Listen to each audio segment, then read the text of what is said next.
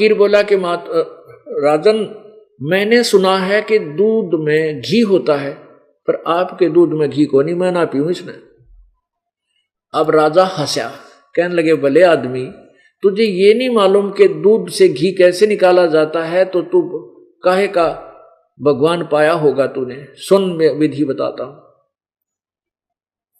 कि दूध को पहले गर्म किया जाता है, फिर ठंडा करके, और उसमें कुछ जामुन डाला जाता है, उसको जमाया जाता है, फिर वो दही बनता है, और फिर उसको रिड़का जाता है, फिर उसमें से मक्खन निकलता है, फिर उसको गर्म करके घी बनाया जाता है। समझा?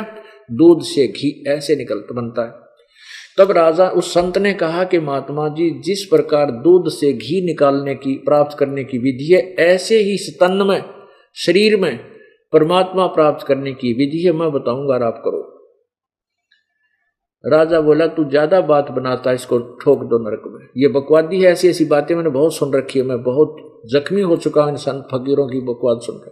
वो भी डाल दिए। परमात्मा कहते हैं, जो जन मेरी शरण है ताका हूं मैं दास, और गेल गेल लग गया फिरूं जब तक धरती आकाश। ये इब्राहिम सुल्तान अधम जो थे, ये सम्मन वाली आत्मा थी, जिसने उस जीवन में अपने इकलौते पुत्र को परमात्मा के भोजन के लिए और गर्दन काटनी पड़ गई थी। उस पुण्य के कारण, उसको पिछले जन्म की भक्ति के कारण, और उस पहले उस शरण में रहा था, इस कारण से उस पुण्य आत्मा को, उस राजा को उस नरक से निकालना था, जिसको वो बहुत अच्छी आइटम मान रहा था, उस ठाठ बाट राज फकीरी को, राज को। अब हम तो माया माया करते फिरते हैं, भगवान धन मिल जाए, कार मिल जाए, कोई ठीक हो जाए। ठीक है पुण्यात्मा,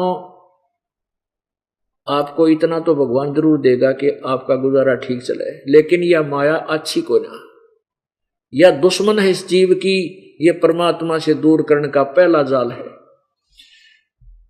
अब परमात्मा, हम तो मांगे धन, और परमात्मा उस धन को, उस माया को जहर दिखावे हमारे लिए, ताकि हम इससे दूर हटें। वो परमात्मा कबीर जी पहुंचे अपनी उस प्यारी आत्मा को शरण में लेने के लिए, उस इब्राहिम सुल्तान अदम को।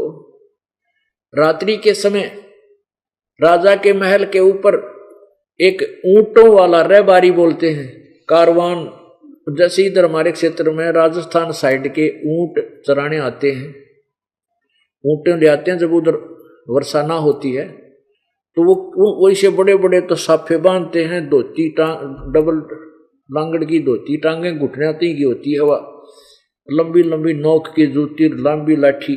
तो इस वेशभूषा में परमात्मा राजा के रेजिडेंस के ऊपर छत पर खड़ा होकर नो लाठी मारे, आवाज करे जोर जोर से। अब राजा ने सैनिकों से कहा कि लाओ पकड़ के, कौन है ऊपर, कौन शरारत कर रहा है। ऊपर से लाए पकड़ कर, नीचे एक ग्रामीण सा व्यक्ति बूढ़ा बाड़ा खड़ा है सामने, परमात्मा इस रूप में थे। राजा ने पूछा, भी तू क्या कर रहा था ऊपर? परमात्मा बोले कि ए बादशाह, मेरा ऊंट गुम हो गया, और उस ऊंट को ढूंढने के लिए ऊपर छत पर गया था, देखने खातिर कहीं मेरा ऊंट ऊपर ना बैठा हो। अब वो राजा हंसा, कहने लगा, रे बोले आदमी, इस छत के ऊपर ऊंट जाएगा कहां से? तेरी दिमाग खराब हो रहा है क्या? परमात्मा बोले, मेरा तो दिमाग खराब हो ही रहा था, पर हो तेरा भी रहा है। तू जिस तरीके से, पर जैसे छत पर ऊंट नहीं हो सकता, क्वाइट इम्पॉसिबल, इस प्रकार जो बकवाद तू करे संतों को दुखी करने का, ऐसे तुझे 7 जन्म भी परमात्मा नहीं मिल सकता। न्यों कहकर अंतर जान होगी। अब राजा ने मुश्किल होगी, और राजा एकदम घबरा गया और मूर्छित हो गया। परमात्मा वहां पहुंचे जहां पर वो 360 साधु चक्की पीस रहे थे जेल में। वहां जाकर, अंदर जाकर कहने लगा उन सैनिकों से, जेलरों से, कि भाई मेरी भी सजा होगी है, तुम्हारे राजा ने भेजा हूं, मुझे भी अंदर कर दो। पहले इसे कानून थे। जेलर बोला, अच्छा तू भी अंदर जाना चाहता है? कहाँ, कर मुझे भी अंदर। चल बोला आ जा अंदर, वो कर दिया। कहने लगा चल ये चक्की पीस। वो जो परमात्मा बोले भाई बात सुन लो, देख दोनों काम नहीं करेंगे हम। वो सारे वो कैदियों से बोला भाई डटो, एक काम करेंगे, चाहे चक्की घुमवा लो, चक्की हम घुमाएंगे तो तुम इनमें आटा डालो, वो कणक डालो, और ना तुम आटा चक्की घुमाओ और हम कणक डाल लेंगे, बोलो कौन सा काम करोगे सिपाहियों। अब वो सैनिक बोले जाए इनकी फड़क निकालते हैं। कहने लगे ठीक है तुम चक्की घुमाओ, हम आटा इनमें कणक डालेंगे। अब उन्हें सोचा था कि इन्हें खूब तक कणक इनसे जल्दी जल्दी घुमाएंगे, ना घुमाओगे लठ मारेंगे इनके, हैं पीट पीट का जिनको अच्छी तरह तंग करेंगे, काहे के ट्राई करें, सीधा करेंगे। कैदियों से बोले तुम खड़े हो जाओ, सारे जितने वो साधु थे खड़े हो जाओ अपने अपनी चक्की के सामने। और उन सैनिकों से कहा भी तुम भी आटा डालने के लिए, कणक डालने के लिए तैयार हो जाओ। जो बोले हम हो रहे हैं तैयार, बैठो तुम। परमात्मा ने क्या किया कि सोटी ले रखी थी, डंडा लाठी, वो अपनी चक्की के हैंडल का ला दी। वो ऐसे किल्ली सी होती थी, उसको पकड़ के घुमाया करते हैं, उसके वो डंडी लगा दी और वो 360 चक्की अपने आप घूमने लगी, जैसे इलेक्ट्रिक मोटर वाली चल करें ऐसे चलने लगी। अब ये अचंबा देखकर, ये करिश्मा देखकर वह सैनिक तो दूर हो गए खड़े। परमात्मा बोले भाई तुम आंखें बंद करो जितने भी कैदी हैं, और फिर कहा कि आंखें खोलो। जो ही आंखें खोली तो वो जेल से बाहर खड़े सारे, और परमात्मा भी साथ थोड़ी सी दूरी पर। परमात्मा बोले भाई इस राज्य से बाहर चले जाओ, इसकी बुद्धि भ्रष्ट हो रही है राजा की, और फिर मत आना इधर। तो वह तब भाग लिए कतीनो, जैसे फाटक में तो पशु छूट जाया करें, वो उसता अगर वो उसता अगर वो जहाँ बाबा जी तब आगे। उधर से जब चक्की चल रही है तो सारे सैनिक उस कैद ने छोड़कर वो जितने सिपाही थे बाहर बाज लिए, राजा के पास गए। जी वहां तो ऐसा हो रहा है, चक्की चल रहा है आप। अब वो राजा को लाए बुलाकर, तो पता चला कि राजा भी मूर्छित हो गए थे। एक संत यहाँ भी आए थे, उस राजा ने कहा भी वो तो यहाँ भी आया था मेरे पास, तुम्हारे पास भी पहुंच गया। कहा जी सारी जेल खाली करवा दी उसने तो। अब वहां राजा आया, उसने चक्की चलती देखी।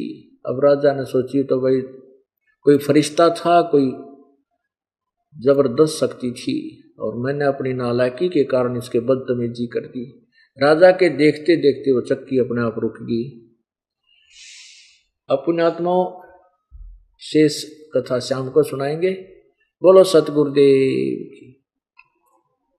परम पिता परमात्मा सर्वश्रेष्ठी रचनहार कबीर देव, कबीर परमेश्वर, अल्लाहु अकबर, अल्लाह कबीर, वो स्वयं अपने सत्यलोक से चलकर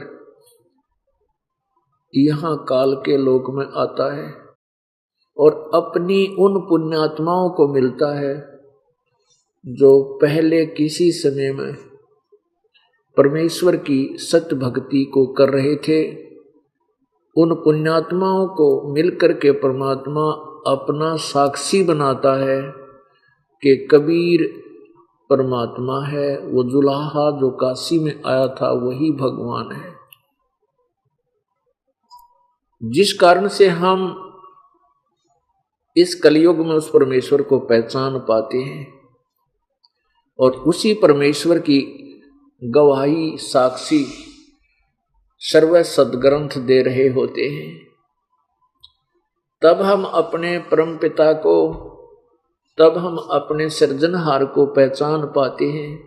इस काल भगवान ने हमारे साथ ऐसा जुल्म किया हुआ है, ऐसा धोखा किया हुआ है कि इसने हमारे को अपने पिता के चिन्हों से भी दूर कर दिया, हम उसके नामों निशान से भी दूर कर दिया। हम परमात्मा के स्वरूप का अभी तक फैसला नहीं कर पाए, वो कैसा है, कौन है, क्या नाम है, कहाँ रहता है। जिस भी महापुरुष से हम मिलते हैं सुना करते थे, कहते थे परमात्मा तो निराकार है, उसका कोई आकार नहीं, वो तो केवल प्रकाश रूप है, वो तो सूर्य के तुल्य प्रकाश रूप है, स्वरूप है। जब तक हमें ज्ञान नहीं था और उन महापुरुषों की वो गवाही नहीं देखी थी जिनको भगवान मिला, तो हम उसी अज्ञान सिद्धांत को स्वीकार किए हुए थे कि परमात्मा निराकार है। पुण्यात्मा, वो परमेश्वर स्वयं अपनी प्यारी आत्माओं को ढूंढते फिरते हैं। वो परमेश्वर अपने उस तत्व ज्ञान में, अपनी अमृतवाणी में स्वयं बता रहे हैं कि गोता मारूं स्वर्ग में, जा बैठूं पाताल, और कह कबीर मैं ढूंढता फिरूं अपने हीरे मोती लाल।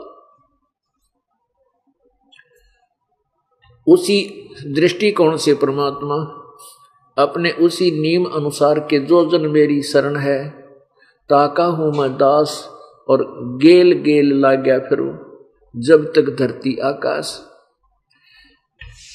जैसा कि आप सुबह के सत्संग में सुन रहे थे, अब्राहिम सुल्तान अधम की कहानी, वो कथा, उसमें अब्राहिम अधम सुल्तान कौन थे? ये सम्मन नाम के एक भगत थे।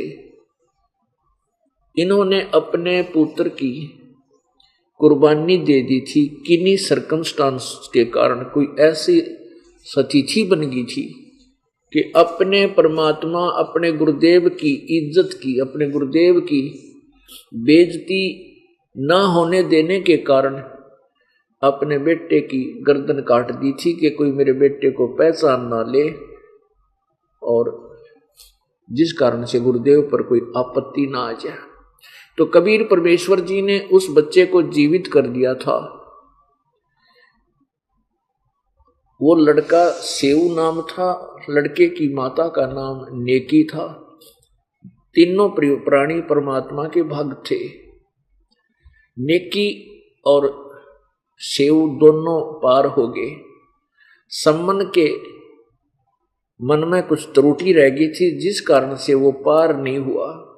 तो उस परमात्मा के संग रहने से, परमात्मा की सतभक्ति करने से उसको नेक्स्ट जीवन मनुष्य का मिला, और नौ शेरवा शहर का नौ शेर खान नाम का बादशाह बना, राजा बना। वहां भी परमात्मा उनको मिले, फिर भी वो पार होने की नीयत नहीं रखता था। उसका वो जीवन समाप्त हुआ। अगले नेक्स्ट जीवन में वो अब्राहिम सुल्तान अधम नाम का बलक शहर का वो राजा बना। उसकी कथा आप सुन रहे हो कि परमात्मा एक ऊंटों वाले का, ऊंट चराने वाले का एक रहबारी अर्थात कारवां का रूप बनाकर राजा के महल के ऊपर, छत के ऊपर खड़ा होकर के अब्राहिम सुल्तान के रेजिडेंस के ऊपर, जहाँ उसका निवास स्थान था, उसकी छत पर ऐसे लाठी के साथ शोर करने लगा था। राजा की आंखें खुल गई थी, नींद भंग हो गई थी। उसने अपने सैनिकों के द्वारा परमात्मा को अरेस्ट करवाया।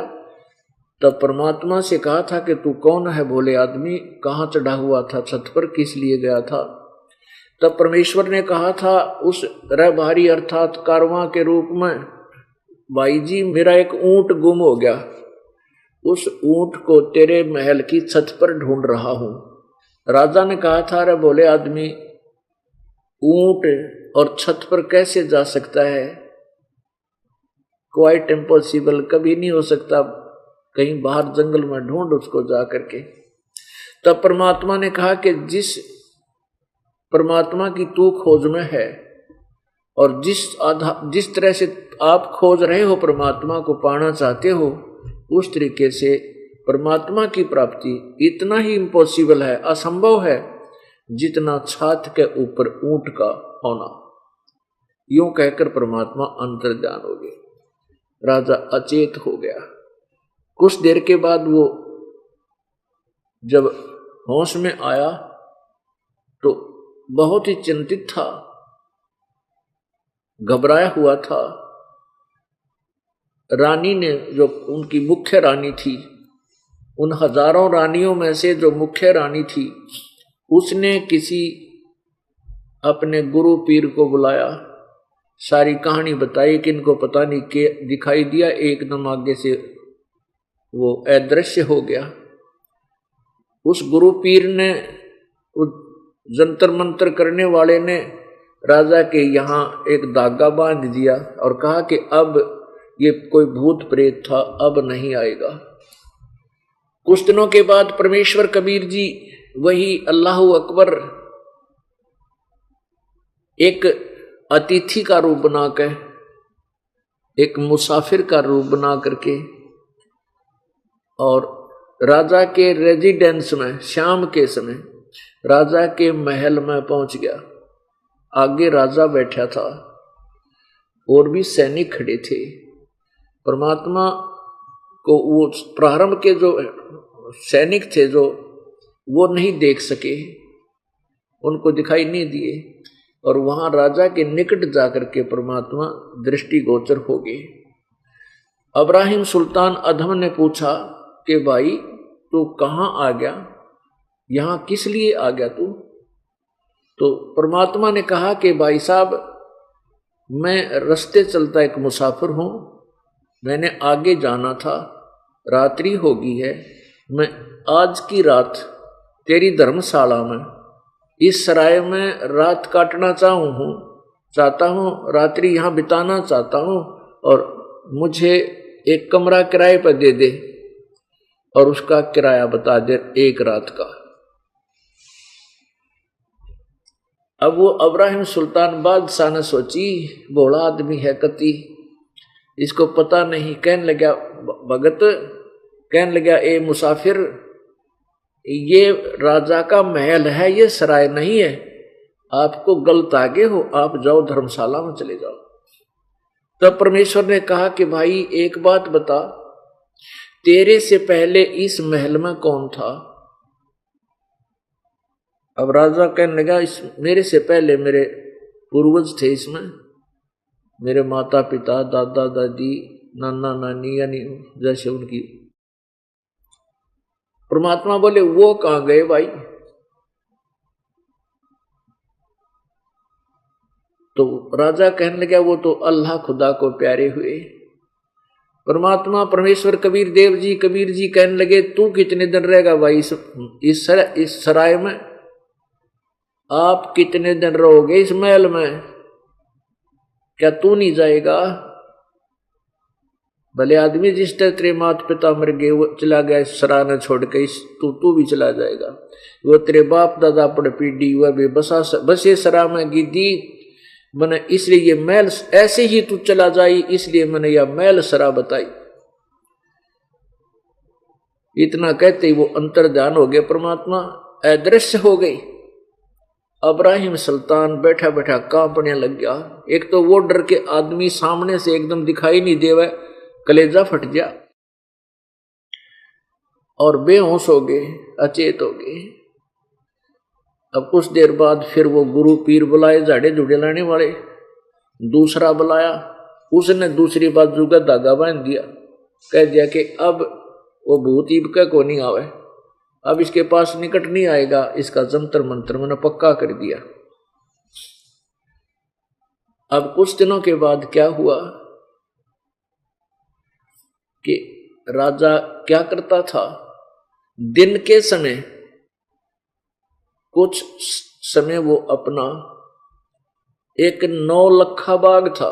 9 लखा का अर्थ होता, उसमें 9 लाख पेड़ होते थे फलदार, अलग अलग हर तरह के, और उसमें रात दिन के समय वहां जाकर के विश्राम किया करता था, घंटा 2 घंटा 4 घंटे।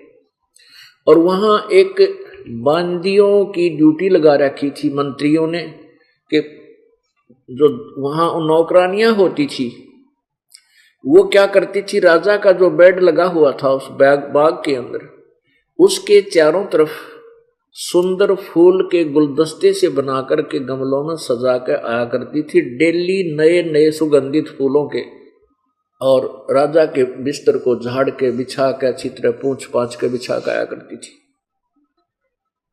एक दिन परमात्मा ने, कबीर परमेश्वर ने एक नौकरानी का रूप बनाया, बंदी का रूप बनाया, और पहुंच गए वहां। तो दूसरी बांदियों ने सोचा कि कोई ड्यूटी दूसरी की लाग गई आज तक, वो ठीक है काम हो रहा है, बाकियों ने ध्यान नहीं दिया। अब उस परमेश्वर ने वो उसी तरह चारों तरफ गमले में वो फूल सुगंधित सेट किए और अच्छी तरह वह राजा का जो बेड था बिस्तर बिछाया और उस बिस्तर पर वो स्वयं लेट गए बांदी रूप में। राजा विश्राम करने के लिए आया। उसने देखा कि बांदी यानी एक नौकरानी और बादशाह के बेड पर विश्राम कर रही है। इसने मेरा खौफ नहीं, मेरा डर नहीं, इसने सब मर्यादा भंग कर दी। क्रोध में आकर के उस इब्राहिम सुल्तान अदम ने वहां एक हंटर रखा होता था। राजा के पास एक कोड़ा होता था, वो वहां विद्यमान रहते थे ये उसके पास, जहां भी वो विश्राम करता था कि कोई सजा देनी होती थी तो वो राजा हाथों से कोड़े मारता था। तो वो एक कोड़ा उठा के, हंटर बोलने उसने कोड़ा, वो उठा करके और परमात्मा के ऐसे गुस्से में आकर के 3 मारे और तीनों के निशान न्यारे न्यारे हो गए। भिन्न भिन्न निशान शरीर पर परमात्मा के पर हो गए और परमात्मा बांदी रूप में खड़े हुए। कबीर भगवान और पेट पकड़ कर जैसे बहुत जोर से हंसा करते हैं। पहले तो एक बार रोए, रोने का बहाना किया और फिर इतना जोर से हंसे, हंसते हंसते लोटपोट हो गए, यानी जैसे लेट जाते ऐसे हो गए। और फिर खड़े हुए तो राजा ने उसकी बांह पकड़ ली, बाजू पकड़ ली बांदी रूप में, परमात्मा की उस लड़की रूप में, और कहने लगा बांदी तू हंस क्यों रही है, तू हंस क्यों रही है। मेरे कोड़े लगने के बाद तो इतना तगड़ा था वो राजा, कहने लगे ये कोड़ा मैं जब घोड़े का मार दूं तो घोड़ा लौट जा, गिर जा, और तेरे मैंने 3 मार दिए तो फिर भी हंस रही है, कारण बता क्या कारण है। तब परमात्मा बोले कि मैं तो एक घड़ी सेजा सोई और ताते मेरा ये हाल होई। परमात्मा क्या बता रहे हैं कबीर भगवान बांदी रूप में, मैं तो एक घड़ी इन सेजा सोई और ताते मेरा ये हाल होई, और जो सोए दिवस और राता उनका के हाल विदाता। मैं तो 30 गंदी सेज पर एक घड़ी सोई लेटी हूं और एक घड़ी की सजा मुझे 3 कोरडे मिल गए। मैं न्यू हंस रही हूं, बेटा तेरी गिल के बनेगी, तेरे कितने कोड़े लगेंगे। न्यू कहकर वो एकदम हाथ छुटवा के और अंतर ध्यान हो गए। राजा बेहोश हो गया वहीं पर और उस दिन 2 घंटे में सचेत हुआ और कति दिल टूट गया उसका, किया तो बहुत बात बिगड़ गई भाई। ना किसी तक बोले ना बतलावे, ना कोई राजकाज में रुचि रही। रानी चिंतित हुई कि ये तो बैराग लेगा, तुम्हें छोड़कर जाएगा। यह चिंता होती है पत्नियों को कि ये तो राम नाम पे कुछ ज्यादा ही चर्चा करने लग गया, कदे हमने छोड़ ना जावे। वो चिंतित होगी। उन्होंने फिर और जंतर मंत्र करने वाले दूर दूर से मंत्रियों से बुलाए, उन्होंने एक गले में गंडा बांध दिया तागा। अब वो राजा बहुत मायूस रहने लगा, क्या तो बहुत बूढ़ी बात बनेगी भाई, ठीक। अब ये कोई क्या शक्ति है, ये कोई पीर है, ये क्यों मेरे साथ पड़ा हुआ है। और बात इसी काटे की कह है कि कई दिन तो दिल में छेद बन जाता है। तो उसने सोचा अब क्या विकल्प भी कुछ नहीं सामने नजर आ रहा। कुछ दिनों के बाद वो राजा को रानियां मंत्रियों से कह करके कोई ऐसे ही बातों बुतों में लगा के, तो रानियों ने कहा मंत्रियों से कि आप राजा को बाहर जंगल में सैर सपट्टे को ले जाओ, कई दिन पिकनिक मना के आओ। अब कुछ दिनों के बाद फिर मंत्रियों ने कहा कि राजन पिकनिक मनाने चलते हैं, शिकार खेलने जाया करते हैं राजा लोग। शिकार राजा जितने खोटे कर्म कोई नहीं करता पुराने समय में। वर्तमान में तो वैसे बिना गिनती के पाप कर देते हैं राजा लोग, क्योंकि एक ऐसी व्यवस्था बन गई है, राजनीति वोट का राज ऐसा हो गया है, इसमें तो नरे पाप पर पाप करे हैं। और पहले वैसे प्रजा के लिए न्यायकारी होता था राजा, लेकिन शिकार शकूर खेल के और बकवाद नरी करके ये पाप न्यारे करया करता। तो काल ये चाहता है कि ये मनुष्य जीवन में अपने कर्म कति बिगाड़ ले। केवल कबीर परमात्मा आकर के हमारे शुभ कर्मों को बनवाता है, हमारे अच्छे संस्कार तैयार करवाता है, शास्त्र अनुकूल साधना बता के। तो मंत्रियों की उस सलाह को कि शिकार खेलने चलते हैं, राजा ने स्वीकार कर लिया, चले गए। वहां पड़ाव ला दिया 1 हफ्ते के लिए, यानी 7 दिन के लिए वो प्रोग्राम बना के गई। शाम के समय वहां पहुंचे। सुबह राजा भी और सभी सैनिक साथ थे, 150-60 जितने मंत्री थे, वो सभी शिकार के लिए जंगल में प्रवेश कर गए अपने पड़ाव को छोड़कर। सारा दिन बीत गया, रात दिन के 12-1 बज गया, यानी दोपहर हो गई। कोई शिकार, कोई प्राणी उनके सामने नहीं आया। और बिना शिकार खेले राजा वापस लौट जाए तो अपनी बेइज्जती मान्या करे। इतने में क्या हुआ कि एक हिरण सामने से आता दिखाई दिया। राजा ने कहा कि भाई अगर ये हिरण जिसके पास से बच के चला गया उसकी खैर नहीं, उससे ये हिरण ले लिया जाएगा। अब वो परमात्मा की लीला में एक हिरण था। परमेश्वर सब लीला करते हैं। वो हिरण दौड़ता दौड़ता आया, उनके तीरों से बचता बचाता, और राजा के घोड़े के नीचे के निकलकर आगे स्पीड खींच दी, भाग लिया।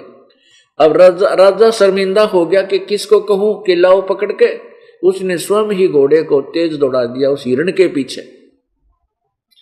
वो मृग इतनी स्पीड से भाग रहा है, राजा भी घोड़े को दौड़ाता जा रहा। लगभग 20 मील जंगल में गहरा घुस गया और वहां जाकर के वो हिरण दिखाई ना दिया। वो कितना इधर उधर हो गया, उसने सोचा तो कहीं छुप गया। हिरण तो छोड़ दिया। उधर क्या हुआ कि इतनी जबरदस्त प्यास लगाई, घोड़े को भी प्यास लगाई, मुंह में झाग आ गए। इधर उधर देखा, कहीं आसपास पानी का नामो निशान नहीं, कहीं जल नहीं, कोई सरोवर नहीं। और उधर से भूख लग रही जबरदस्त और प्यास लगाई। अब राजा को लगा कि आज तेरा अंतिम दिन है, यदि आध घंटे जल नहीं मिला तो प्राण यहीं छूट जाएंगे, इतनी दुर्दशा होगी। उस दयालु परमेश्वर ने कैसी कृपा की। अब काल तो चाह था यू मर जा, ये तो कदे तत्वदर्शी संत की शरण में चला ना जा, इसका पीछा छूट गया। परमात्मा रक्षा करता है। उसी समय परमेश्वर ने क्या किया, उसी रास्ते में एक सुंदर वाटिका बनाई। उसमें सुंदर वृक्ष थे, बढ़िया फलदार वृक्ष, सेब संतरे काजू केले, यानी खूब अच्छे उसमें फलदार वृक्ष लगे हुए, आम के पेड़, और एक तालाब बना हुआ सुंदर जल का, और एक झोंपड़ी डली हुई डाल करके परमात्मा जैसे वहां कोई फकीर रूप में, साधु रूप में रह रहे हों। और परमेश्वर ने 3 कुत्ते, बढ़िया वाले बहुत सुंदर कुत्ते, और 3 बेलों से बांधकर, खुट्टी गाड़ कर 3 बेलों से वह कुत्ते बांध रखे। और एक कुत्ता बांधने की बेल, चैन व लोहे की सांगल एक खाली रखी, अपने पास रखी हुई थी। अब राजा ने देखा कि सामने सुंदर सरोवर है, सुंदर एक तालाब है, तलैया है, और फलदार वृक्ष लगे हैं। अल्लाह का शुक्र किया, ये भगवान तेरा भलाओ, ओए होए मेरी तो प्राण बच गए है, परमात्मा बड़ी दया करी। घोड़े को जल पिलाया, स्वयं जल पिया, फिर कुछ आहार किया। आहार करके देखा कि एक फकीर बैठा है एक झोंपड़ी के पास, और 3 कुत्ते वहां पर सुंदर बंधे हुए हैं। अब राजा ने सोची इस महात्मा से 2 कुत्ते लेकर चलता हूं कि एक रहेगा 3 का यो, एक बहुत है इसको। वहां फकीर के पास पहुंच गया राजा और कहा, बाबा जी, ए महात्मा जी, ये 2 कुत्ते मुझे दे दे, तू क्या करेगा इन 3 का। यूं कहता कहता वहां एक पत्थर सा पड़ा था, उसके ऊपर राजा बैठ गया फकीर के सामने। परमात्मा कबीर देव जी जो फकीर रूप में, संत रूप में विराजमान थे, कहने लगे, भाई ये कुत्ते ऐसे नहीं दे सकता मैं, ये कुत्ते न्यू देण के कोन्या। राजा बोला, क्यों, क्या बात है। परमात्मा बोले, कबीर देव जी फकीर रूप में कहने लगे, भाई ये बताऊं कौन है। ये पहले वाले के हाथ लगाया, कहने लगे, ये जो बलक शहर का राजा है ना एक, वो अब्राहिम सुल्तान, ये उसका फादर है, पिता है, और ये उसका दादा है, ये परदादा है। इनको मैं मिला करता था, मैं इनके पास जाता था, प्रार्थना करा करता, भाई भक्ति कर लो, पर मैं अल्लाह खुदा का नाम मैं बताऊं ऐसे कर लो, जो साधना तुम कर रहे हो ये तुम्हारी मोक्षदायक नहीं है। जो 5 वक्त तुम केवल स्तुति ही स्तुति करते हो, जो साधना विशेष है वो नहीं कर रहे हो। जैसे बिजली की गुणों को गाएं, 5 बार गा दे, सुबह दोपहर शाम, जब भी 5 बार। बिजली बड़ी अच्छी है, अंधेरे को उजाले में बदल देती है, और ये जल निकाल देती है, ऐसा कर देती है। और कनेक्शन ले को नहीं, तो क्या वो बिजली का लाभ मिलेगा आपको। तो भाई ये तो उसका पिता है, ये उसका दादा, ये ग्रैंडफादर, और ये उसका परदादा, ये तीसरा दादा। और यह सांकल बताऊं खाली क्यों रखी है, या जो है ये कहने लगे, ये काजू के उनके सामने क्या किया कर रखा परमात्मा ने। वो सांगल यानी वो बेल इतनी करड़ी बांध रखी, इतनी ढीली छोड़ रखी, और उससे थोड़ी सी दूरी पर काजू किशमिश और मिलाकर के कड़ा बना रखा हलवा, और वो 3 प्लेटा में रख रखा, और वो उसके तक मुंह कोशिश करते हैं खाने की, लेकिन उससे 6 इंच दूर उनका मुंह रह जाता है। परमात्मा ने लीला कर रखी थी, कहने लगा, देख अब ये काजू के और किशमिश के हलवा खाना चाहते हैं, इनको खिलाऊं हलवा। वह बेल बांध रहे थे, वह खाली बेल रखी थी, वह बेल उठा के परमात्मा ने उन कुत्ता का मारी, ले खुआऊं तो न काजू के हलवे, 3वां गठो के, और वो चलनाओ बरी तरह, अब खुआऊंगा तुमने काजू के हलवे, जब भक्ति करी को ना। और कहने लगा, यह बेल देख खाली छोड़ रखी है ना, या यो जो बलक बुखारे का बादशाह ना, वो मरेगा निकम्मा, भक्ति करता नहीं, बकवाद करे, और वो कुत्ता बनेगा, उसको इस बेल से बांधूंगा। न्यू कहते ही उस राजा कहते पसीने आ गए, कति कलेजा हिल गया, चरणों में गिर गया, चकनो एकदम गिर गया, और पकड़ दिए पैर, हेमन बख्श दे परवरदिगार, मैं ही उस बलक बुखारे का बादशाह हूं। परमात्मा बोले, तेरे बाप दादा थे भाई, इन ने भी बड़ी बद फैल कमाई, ऐसे तू अब तकत बैठकर भूली, तेरा मन चढ़ने को सूली। इतना जब कहते ही परमात्मा ने वो सारी लीला समाप्त कर दी, समेट ली अपनी। अब आध घंटे तक वो सोच रहा है कि मैं संत के चरणों में रो रहा हूं, बुरी तरह रो रहा है, रो रो कर वहां पर जमीन गिल्ली कर दी। मेरा क्या होगा प्रभु, मुझे बख्श दो परवरदिगार। जब उठा तो देखा हुआ ना कोई बाग है, ना कोई तालाब है, ना कोई फकीर, ना कुत्ता है, और सौपन भी नहीं, क्योंकि दिन की बात को लोटा देख कि लेटा भी को नहीं। अब उसकी तो बोलती बंद होगी, कति सांस नहीं आया, यो के बना भगवान, जुबान बंद होगी, कति गूंगा हो गया, जैसे आदमी घबरा जाया करे, जैसे कोई आपत्ति भयंकर आ जाती है। बैठ के घोड़े पे वहां आ गया, जहां उसके अन्य सैनिक मंत्री उनकी खोज में इधर उधर घूम रहे थे। वो फिर उनको देखते ही राजा को पड़ाव की तरफ चल पड़े। राजा ने संकेत किया, चलो, मुंह से बोला नहीं, संकेत समझिए कि उठाओ साजबाज, बैक टू पवेलियन, अपने वापस घर को चलो। अब अगले दिन आ लिए वो तो रानियों ने पूछा, राजा नहीं बोल रहा किसी से, जाकर के अपने कमरे में बैठ गया, दरवाजा बंद कर लिया।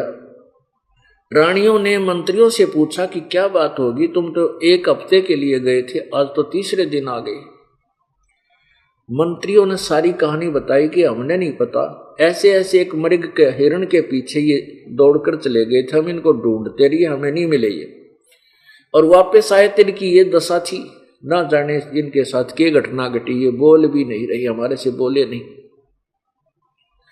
अब रानियां उस कमरे में प्रवेश हुई, दो चार समझदार सी जो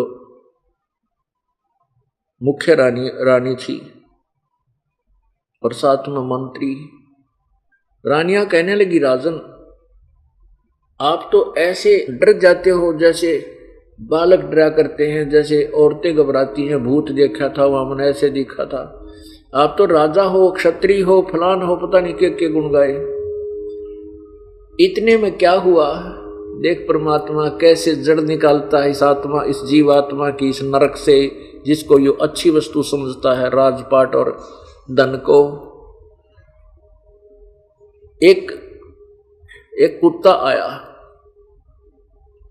उस कुत्ते के सिर में जख्म था, जख्म में जीव चल रहे थे, कीड़े पड़े हुए थे। उन रानियों, उन राजाओं के सामने आकर के वो मंत्री खड़े, रानी खड़ी, वो कुत्ता बोलने लगा, कहने लगा, अब्राहिम मैं उस शहर का राजा था और जैसे मैंने कर्म किए और मैं उस राजा के साथ युद्ध में मारा गया था, उस बात से वो अब्राहिम सुल्तान अधम परिचित था। कहने लगा, मैंने जितने कुकर्म किए थे आज देख भोगने पड़ रहे हैं भाई, कोई नहीं मेरे साथ गया, ये कीड़े पड़ रहे हैं मेरे कुकर्मों के, और तेरे पीछे, तेरे ऊपर मेहर है परमात्मा की, अपनी जान बचाई जाता बचा लिए। यूं कहकर के वो कुत्ता वापस स्पीड से भाग गया। अब वो कहने लगा, देख लो, मुझे कह रहे थे कि तू ऐसे हो वैसे ही, आप वैसे ही कह देते हो, ऐसा कुछ नहीं होता, ये तुम्हारे सामने क्या हुआ। और उन सबको कह दिया, तुम निकलो इस कमरे से, बाहर हो जाओ। रानी रूनी सारी बाहर कर दी, अंदर से कुंडा ला लिया, रोया खूब छक गए। रात्रि के समय ऊपर से पीछे रस्सा डाल के पीछे से उतर के केवल पैरों में 2 जूते, उसकी सबसे कम कीमत की जूते थे जो एक की कीमत 1.25 लाख रुपए, इतने रत्न हीरे जुड़े हुए थे, सोना। वो सबसे कम कीमती जूते पहने उसने जो 2.5 लाख रुपए के थे, वो पहन के और रस्सा पीछे डाल के, वो कमंड बोला करते उसको, और नीचे उतर के रातों रात केवल एक कंबल, एक साल बांध लिया, ऐसे जैसे साल होगा ना छोटा, पहले अच्छे लंबे साल होते थे, वो ऐसे लपेट लिया और कोई कपड़ा तन पर नहीं लिया। रातें रात निकल गया, 15-20 किलोमीटर शहर से दूर भाग गया। अब रास्ते में क्या हुआ कि उसको भूख लगी, पैदल चला नहीं था, राजा था, जबरदस्त भूख लगी। सुबह सुबह क्या देखा कि एक मालन अपने बाग के सामने बेर लिए बैठी, बेर बेच रही थी। राजा को भूख जोर की लगी हुई थी। राजा ने कहा कि मालिन मुझे बेर दे, क्या कीमत है बेर की, 1 सेर बेर दे दे। मालिन ने कहा कि 1 आने का 1 सेर बेर दूंगी। 1 आने के पहले जैसे 16 आने का 1 रुपया होता था, तो राजा ने कहा कि 1 सेर बेर तोल दे। अब जब उसने सेर बेर तोल दिया तो कहने लगी पैसे दे। राजा बोला पैसे मेरे पास नहीं है, ये 1 जूती ले ले मेरी, ये जूती ले ले, और इनकी कीमत 2.5 लाख। वो कहने लगी मन्ना 1 आना दे दे, मन्ना ना बेरा। वो कहने लगा पैसे तो मेरे पास नहीं है, तो बेर भी ना दूं, मालन बोली। तो राजा मरण न हो रहा था, उसकी तो जान निकलन हो रही थी भूख में। कहने लगा ये जूती है मेरे पास,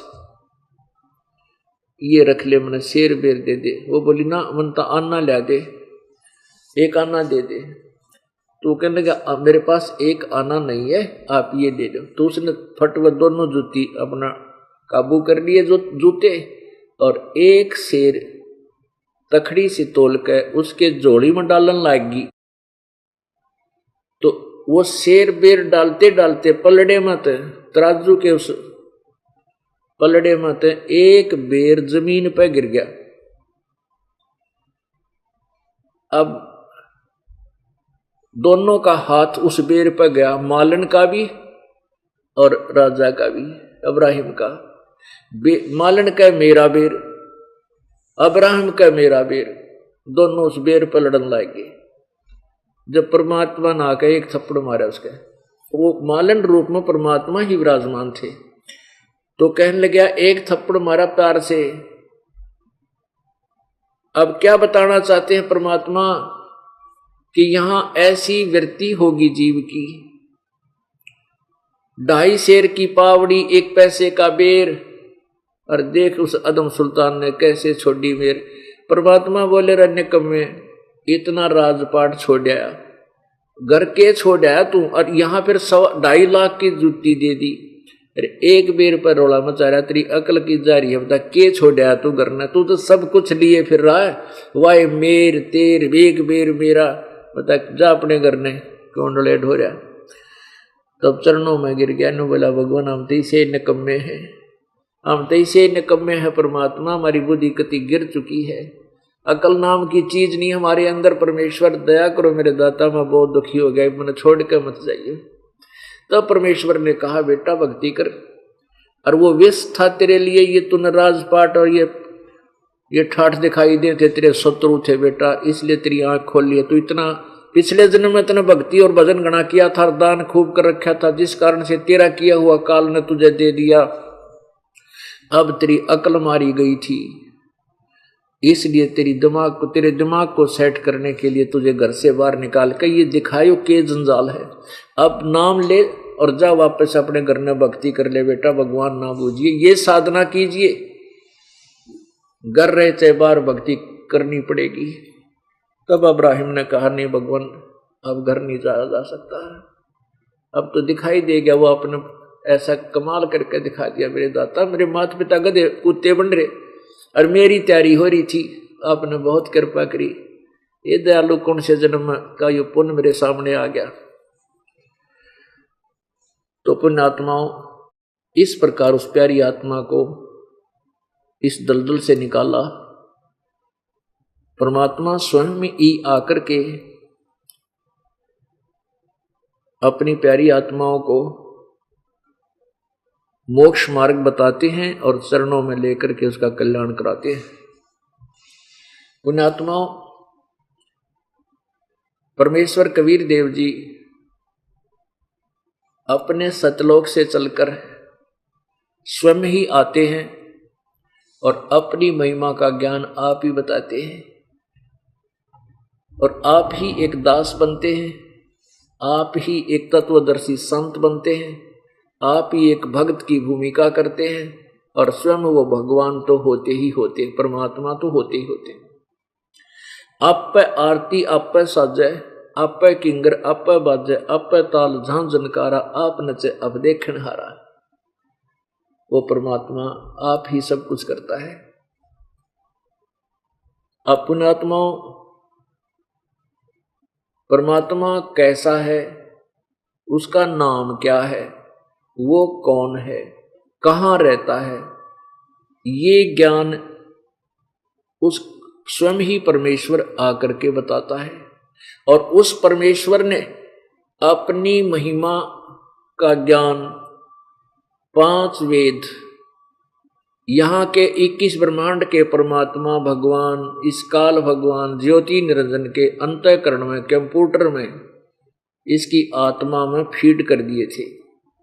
अब इसने के नाला की करी 4 वेद तो दे दिए जिसमें इसकी महिमा का ज्ञान भी साथ में है, और परमात्मा के विषय में भी जानकारी है, लेकिन उसमें इन 4 वेदों में परमेश्वर के पाने की विधि को ना, ज्ञान तो उस परमेश्वर का है लेकिन उसके पाने की विधि को ना, वो मंत्र नहीं है।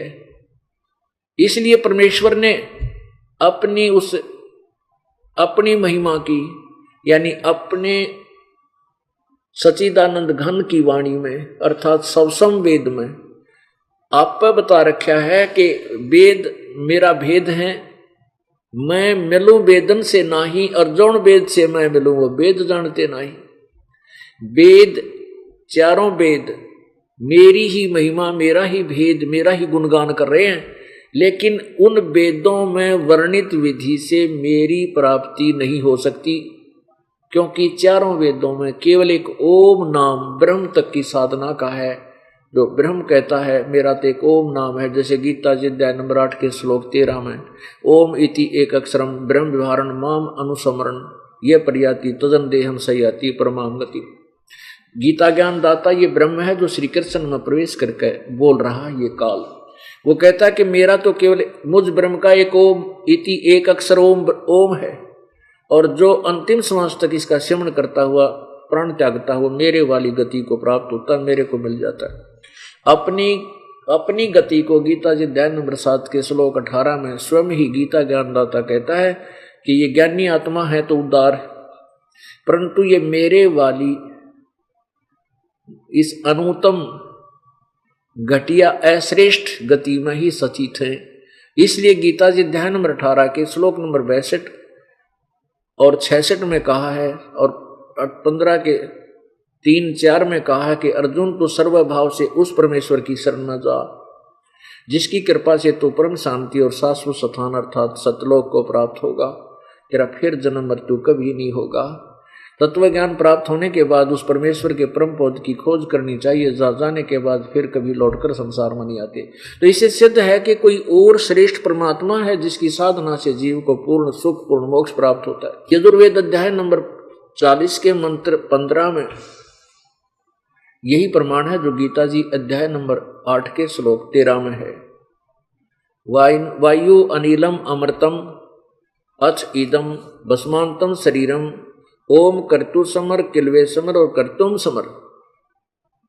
ये जैसे वायु माने प्राण, जीव, आत्मा, अंत समय तक परमात्मा के इस ओम नाम का जाप काम करते करते सिमरण करे, विशेष कसक के साथ सिमरण करे, और अपनी मजदूरी में लगे हुए काम करने वाले ये प्राणी तू काम करता करता भगवान की भक्ति कर, अपना परम कर्तव्य समझकर भक्ति कर। वो अंत समय में जब प्राण त्याग कर छाड़ चले जाते हैं, जब शरीर नष्ट होता है, अंत होता है, तब जो काल के लेवल का अमृतव है, जितना वो मोक्ष दे सकता है, वो मोक्ष उसको प्राप्त हो जाता है। अब परमात्मा अपनी महिमा की वाणी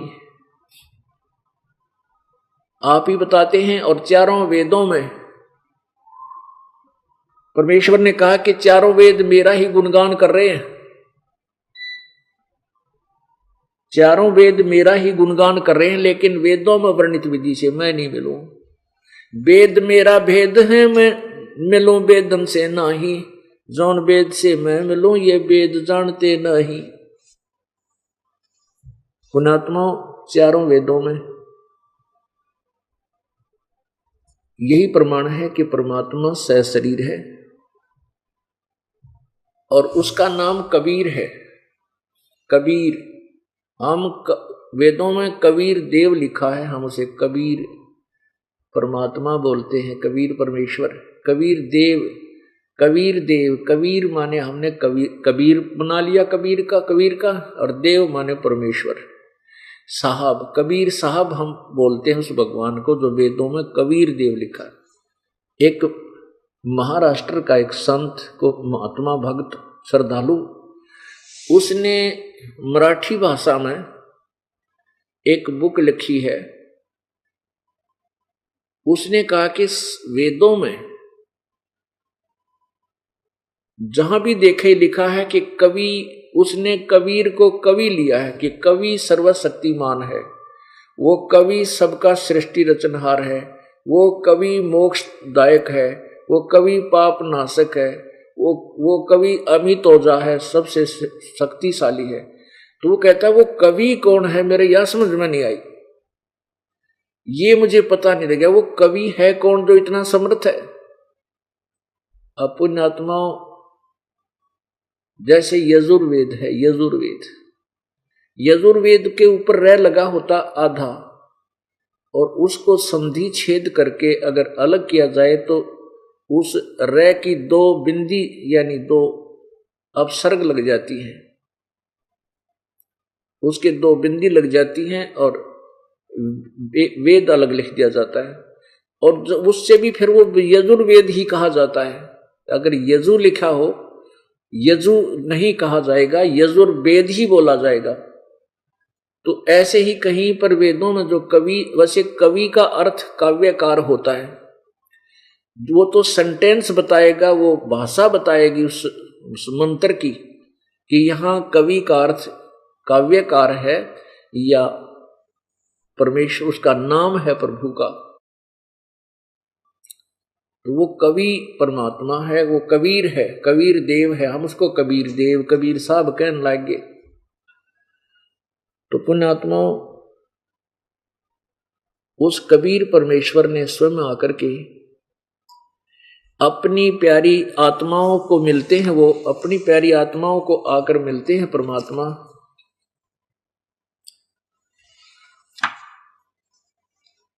और उन प्यारी आत्माओं को मिलते हैं जो कभी परमेश्वर के चरणों में रही हों। अब कैसे कबीर परमेश्वर किन किन को मिले? आदरणीय धर्मदास साहिब जी को मिले, आदरणीय दादू साहेब जी को मिले, आदरणीय मलुकदास साहिब जी को मिले, आदरणीय नानक साहिब जी को मिले, आदरणीय गरीबदास साहिब जी को मिले छुडानी में हरियाणा में, आदरणीय घीसा दास साहिब जी को मिले खेखड़ा में यूपी में, आदरणीय नानक साहिब जी को मिले पंजाब में तलवंडी, जो अब वर्तमान में पाकिस्तान है, वैसे पहले पंजाब था। और उनको अपनी समर्थता से परिचित करवाया, उन प्यारी आत्माओं को वो सत उपदेश दिया। तब उन्होंने अपने परमात्मा की महिमा कलम तोड़ गाई। आदरणीय गरीबदास साहिब जी को परमात्मा ने वो अमृत ज्ञान दिया। परमात्मा कबीर परमेश्वर जी ने गरीबदास जी के अंतःकरण में वो अमृत ज्ञान फीड कर दिया, जो गरीबदास साहिब जी ने सिंपल लैंग्वेज में, साधारण भाषा में, और वही सबसों वेद की वाणी का वर्णन किया। क्या बताते हैं? मन माणिक लहर समंदरे, मुरजीवा नग सीप नसायर, वो निर्मल आनंद कंदरे। मन माणिक लहर समंदरे, मुरजीवा नग सीप नसायर, वो निर्मल आनंद कंदरे। भाई मोती मुक्ता दर्शत नाही, यो जग है सब अंदरे। मोती मुक्ता दर्शत नाही, ये जग है सब अंदरे। दिखत के तनैण चसम इनके, फेरा मोतिया बंदरे। दिखत के तो नैण चसम इनके, फेरा मोतिया बंदरे। मन माणिक लहर समंदरे, मुरजीवा नग सीप न सायर, वो निर्मल आनंद कंदरे। नर नारायण देही पाके, जय कट्या न जम का फंदरे। नर नारायण देही पाके, जय कट्या न जम का फंदरे। रतन अमोली दर्शत नाही, ढक है जाकी जंदरे। रतन अमोली दर्शत नाही, ढक है वाकी जंदरे। भाई पूर्ण ब्रह्म रटे अविनाशी, जो भजन करें गोविंदरे। पूर्ण ब्रह्म रटे अविनाशी, जो भजन करे गोविंदरे। भाव भक्ति जा हृदय होई, के कर है सुरपति इंद्रे। भाई इंद्री कर्म ना लगे लगारम, जो भजन करे निर्द्वंद्व। गरीबदास जग कीर्ति होगी, जब तक सूरज चंद्रे। मन माणिक लहर समंदरे, मुरजीवा नग सीपन सायर, वो निर्मल आनंद कंदरे। भाई मोती मुक्ता दर्शत नाही, यो जग है सब अंदरे। मोती मुक्ता दर्शत नाही, यो जग है सब अंदरे। दिखत के तो नैन चसम इनके, फेरा मोतिया बंदरे। उन आत्माओं मोती मुक्ता दर्शत नाही, ये जग है सब अंधरे, सब अंध। पूरे विश्व को परमात्मा ने ज्ञान नेत्रहीन बताया। और दिखत के तो नैन चश्मिन के फेरा मोतिया बंदरे। पुणात्माओं वेद पढ़े पर वेद न जान, ये बाचे पुराण 18। जड़ को अंधे पत्ते खुआम, वो भूल गए सिरजनहारा। अब इस एक सेंटेंस को, परमेश्वर के उस तत्व ज्ञान के एक सेंटेंस, एक अमृतवाणी के एक दोहे को सोल करने के लिए अब कितना बड़ा आपके समक्ष प्रमाण दिखाने पड़े।